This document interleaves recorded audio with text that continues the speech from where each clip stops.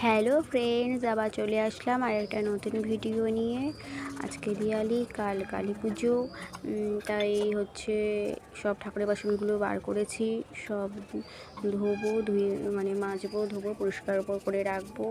তো এই সব বাসনগুলো একত্র করেছি, অনেকগুলোই বাসন হয়েছে। এই জন্য এই যে ঘুঁটি, ছোটো 3-4টে ঘুঁটি, গ্লাস, তারপরে ঠাকুরের থালা, ঠাকুরের গ্লাস, এই যে ধূপদানি, ঠাকুরের ছোটো ছোটো গ্লাস, ছোটো বাটি। এই বাটিটাই মাকে আলতা দিই, ছোটো স্টিলের বালতিটায় পাশে আলতা রাখি।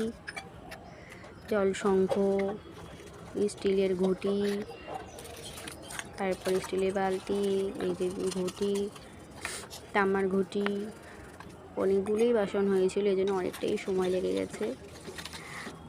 যতটা সম্ভব তাড়াতাড়ি করে দেখানোর চেষ্টা করেছি ভিডিওতে, তো অনেকটাই টাইম লেগে গেছিলো।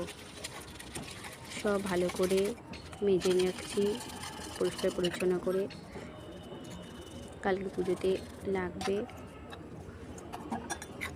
এক এক করে সবই মেজে ধুয়ে রাখছি। এরপরে কাঁসার একটা ঘুঁটি, স্টিলের বাটি, স্টিলের ঘুঁটি, অনেক কিছুই, প্রদীপ, যা যা ঠাকুরের হয়। এরপরে ধোয়ার জন্য এই যে গামলা নিয়ে নিয়েছি, গামলা এক এক করে সব ধুয়ে নিচ্ছি। থালা, ঘুঁটি, গ্লাস, বাটি সবই গামলায় ধুয়ে নিয়ে আরেকটা বালতি নিয়ে নিয়েছি স্টিলের, তাতেও গামলায় ধুয়ে, তারপরে স্টিলের বালতিতে আরেকবার ধুয়ে তারপরে গিয়ে রাখছি। সব এক এক করে এই যে ধুয়ে রাখছি। আমার বাসন ধোয়া হয়ে গেছে, এই যে কমপ্লিট।